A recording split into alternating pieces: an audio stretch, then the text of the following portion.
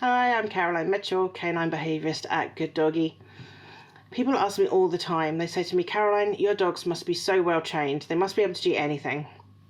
And I know what they mean, and I know why they're asking that, but actually I'm really not a dog trainer. My dogs are not trained to do tricks, they won't do special things, they're not whistle trained, they're nothing like that.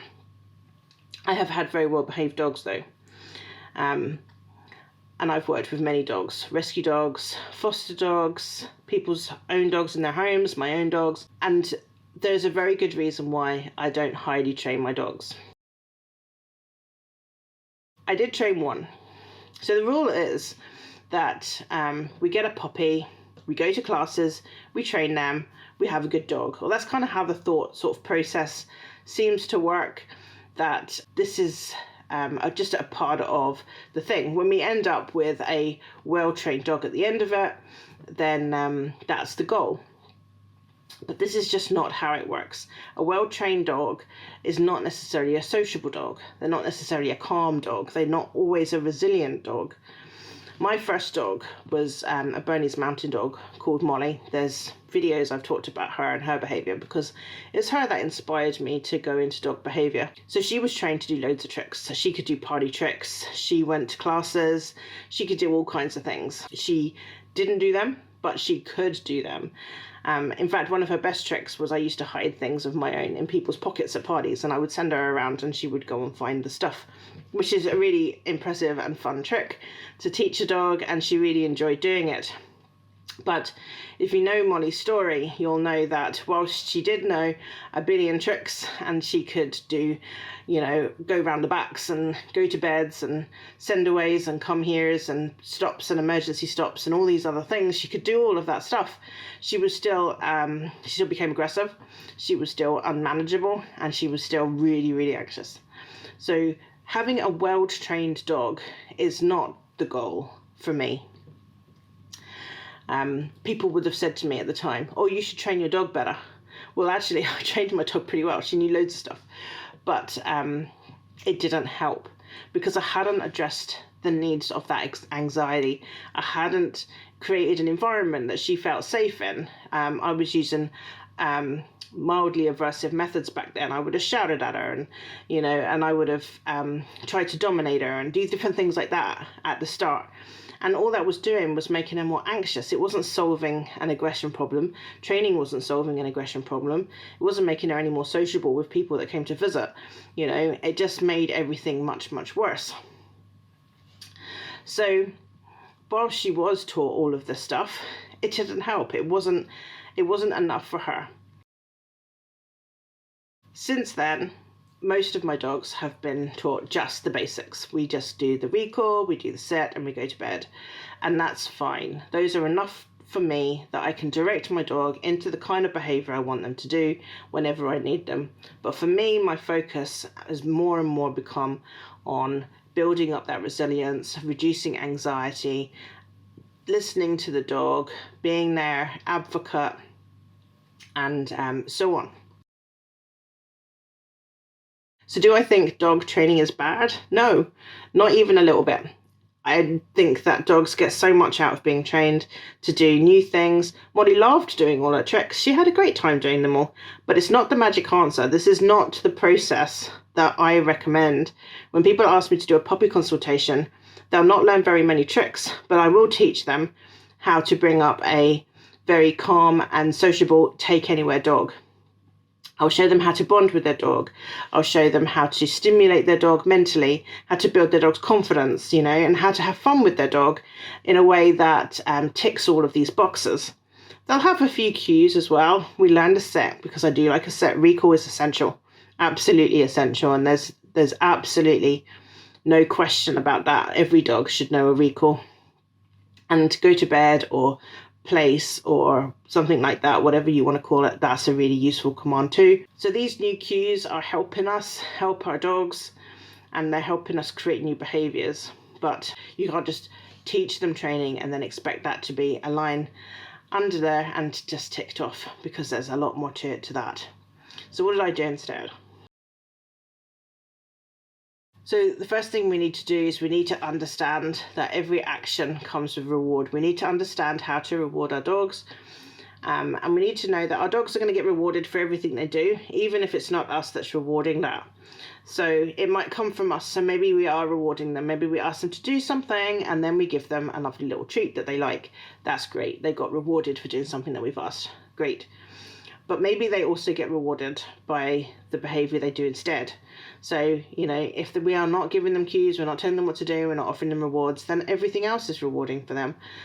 Sniffing stuff on the ground, really very rewarding. Their instincts tell them to sniff things on the ground and to explore and investigate. So every time they do that, they get a feel-good feeling. Their body rewards them, you know, because it wants them to keep doing that. That's important. So they enjoy it. And when they enjoy it, they keep doing it.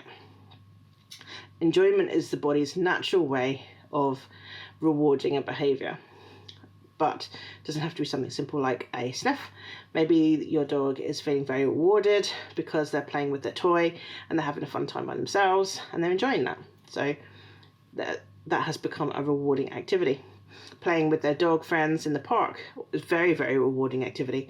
Running up to the dog treat lady who comes into the park every day. She doesn't have a dog of her own, but she does have a bag full of dog biscuits, and every dog in your local park that goes there regularly will know who she is, and they run over to her. Now she's rewarding your dog for disobeying your cue to come back to you. So every action has a reward. If your dog, if you have a puppy and they've had an accident in the house, then in some ways, on some levels, they would have been rewarded for that because they felt better after they'd been to the toilet.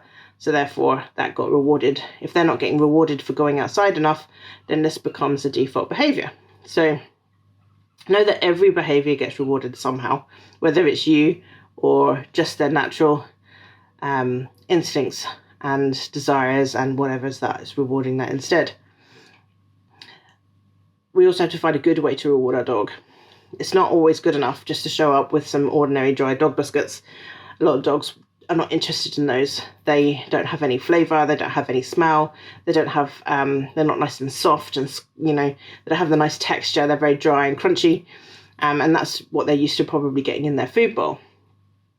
So the reward that you give your dog is the reward that they find interesting, not what you're prepared to offer. When you show up with those dry dog biscuits, loads of people will tell me that their dog is not motivated by food. And that's probably because they haven't really bought anything interesting, but other people will come along with chicken and cheese and, you know, things like that. And those dogs are far more interested in what they're doing. The food rewards they're getting are more interesting than the food they get in their food bowl. And therefore they really want them. They're interested in them. They want to have that. Makes them feel better to get something like that than it does out of the bowl. If I asked you to do tricks for me and I offered you some tomatoes, you probably wouldn't be interested in them, even though they're really healthy and they're good for you and they're interesting, perhaps to you. But, you know, maybe if I changed that for some Ferrero Rocher, maybe things would start to change. Who knows? That's a debate maybe for another day. But anyway, so we need to pick something our dogs love. And if it's not food, we also need to know that. Maybe they are more motivated by playing with games, or they have a particular toy that they like. Maybe they like tearing things up. If that motivates them, breaks my heart sometimes when dogs tear toys up and the first thing that happens is the toy gets taken away and thrown away. And they don't get those toys anymore because all they do is ruin them. But that was the joy. The toy's there to bring joy. And if the dog is getting joy out of tearing them up, if that's your dog's nature, if that's their personality, then there's not much we can do about that. You know, we're not going to ever turn a chess player into a rugby player. People are, they have their loves and desires and they know what they enjoy. Dogs are the same. We're not going to change it. So understanding what actually they really want rather than what we want them to want is really important here. The next thing is we have to know exactly what it is we're trying to achieve.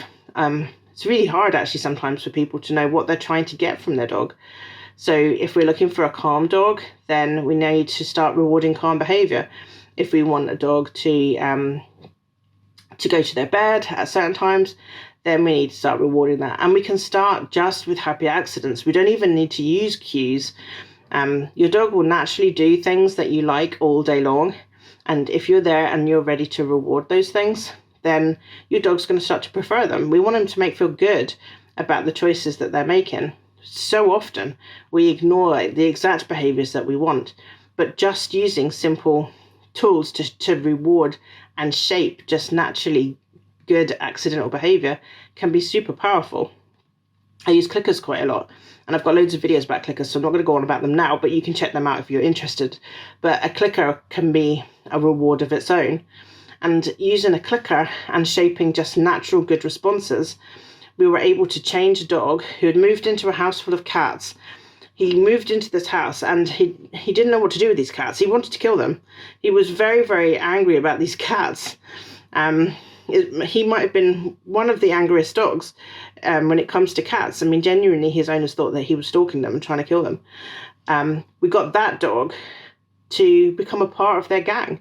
The cats rub themselves on him and they sleep beside him, and he loves them and he's calm with them and he's brilliant with them. That wasn't a 5-minute process, but that started just with a clicker and good choices. So a dog can't can't behave like they're going to attack a cat forever. We can take them out of the room, we can help them calm down, we can bring them in. When they look at you, they get a click. You know, when they do anything that's positive, they can get a click. Obviously, I didn't have them in a room with the cat. We had them separated. There was leads and there stair gates and all things like this. I mean, it was a massive process, but essentially it came down to rewarding good choices. And the more we managed to reward those tiny little good choices, the more the dog made those choices in the future. And before you know it, he was loving making those choices. They made him feel happy, and he was preferring that to his other old behaviours. And those cats, they loved him, and he had a great time with them. So knowing how to reward what you're looking for those little happy accidents, is really powerful stuff. And you have to reward it all the time. It's not just, you know, whenever you happen to be noticing or whenever you've set yourself up. When you start knowing what you want from your dog, they have to get rewarded every single time, because if we don't reward them for the good stuff, they're going to start finding behavior that rewards them, and they might start choosing that instead. It's all about choices. All day long, dogs make choices. They choose this or they choose that. If we're rewarding the right ones, then you end up with a dog that is making the good choices. Secondly, what we need to do is we need to meet all of their needs. And I can't emphasize this one enough, because needs override absolutely everything. So if your dog's missing out on something, then that will become a priority for them. So it won't matter how many clickers and chickens we've got and all the rest of it. That need becomes the most important. So if your dog is quite a sociable dog and he hasn't met any friends for a while, that need will become the priority need. So he's going to start ignoring his recall. He's not going to sit when you ask him to. He's not going to listen when you're in the park. He's going to see those dogs on the other side of the park and he's going to chase them across the park, because in his mind, he needs to make friends. He needs to meet people or dogs or whatever. And he hasn't met that need just yet. That need needs topped up. It's not fulfilled properly. Just like us during lockdown. I mean, we saw our people, we had friends, you know, most people were able to keep contact somehow, but it's not the same as actually meeting up with people. It's not the same as having your family over for dinner. It's not the same as meeting your friends for coffee. We weren't allowed to do any of that, and it really, really affected all of us. Loneliness was at its highest level, even though people might have been living, you know, in communal homes or whatever. That has had a long-lasting effect. So especially as we started to come out of lockdown, you will notice that people started to take risks, because that need was really more important than anything else. The law said you weren't allowed to go and meet another person, but people were still having parties in their back garden. People were still meeting up for walks, coming up with good excuses and reasons about why they had to go places and things like that.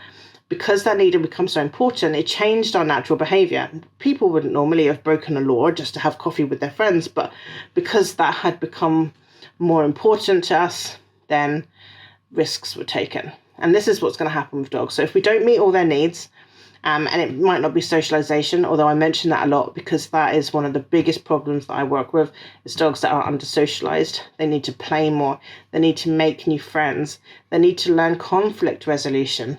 when they're in the park and they're meeting people and they're meeting dogs, they might make a few mistakes and they're taught how to solve that problem and how to get out of it. You know, we all know very well that if we go up to somebody and we say the wrong thing, the first thing we do is we go, I'm really sorry, I phrased that badly and I didn't mean that, and I didn't mean to offend you, or at least this is how it's supposed to be. And our dogs need to learn that, but the only way they learn that is through practicing. But if you're not confident in a situation because your conflict resolution skills are not good, then that dog will become more and more anxious. So socialization is a big problem. Just the same as it's had long-lasting effects on us being in lockdown for that period of time, lacking socialization for dogs will also have similar effects on their mental health and their resilience and their well-being and all that kind of stuff. We're talking about meeting their needs. Dogs that don't play enough, they end up finding their own things to play with. So that dog might be tearing up your house, playing with your curtains, chewing your carpets, that kind of stuff. They're looking for that reward. They're looking for that play, that enjoyment, and they'll find it in other places if we don't provide it for them. If they don't feel safe, they become reactive.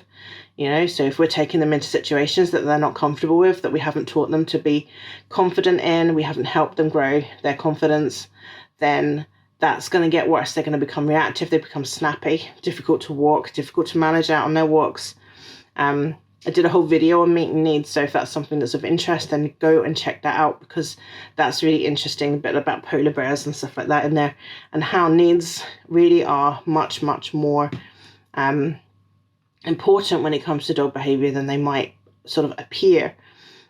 Also look up the pyramid of needs, see how that affects dogs' behavior, because you'll see the needs are all listed into the pyramid. You can see that the bottom ones, those are the primal needs, the most important. So those are the ones that will be prioritized over everything. And as you go further up the pyramid, they become less and less important. So the ones at the top are the least important ones. As long as everything else has been sorted, then they will be fulfilling the top needs only. But everything else comes above that. So basically, the answer is nothing wrong with dog training. Dog training is a really useful hobby that you can take up with your dog, but don't rely on it to be the pathway to a good dog on its own. There's so many other things that needs to be done. So you need to know what you want from your dog. You need to figure out how to reward them from it. You need to understand that rewards come from the environment, from their own choices, from their own behaviors, just as much as you provide rewards, and you are constantly battling against them self-rewarding. We need to make sure that their needs are met. You need to work on building their confidence and building their resilience. And you'll do this by being their advocate, by not taking them into places where they're not coping, by taking them to places they do well in, by listening to them, by paying attention when they're anxious, when they're upset, when they're angry, when they're frustrated, noticing all of that and addressing that. Taking those needs and being that advocate and watching and learning and listening to them is what makes for a really confident, happy, relaxed, take anywhere dog in the long run. And that's all really anybody wants. Dog training is only one small part of that. If you are bringing up a puppy and you want to know how to achieve all of that stuff, then do my puppy course. As I say, we'll only be learning a few cues, but the rest of it is all about teaching resilience and how to teach and how to communicate and all of that. So you end up with this really happy, take anywhere, relaxed dog that you really, really want. But to get the behaviour side right first, and the training will come. Speak to you again soon. Take care for now. Bye-bye.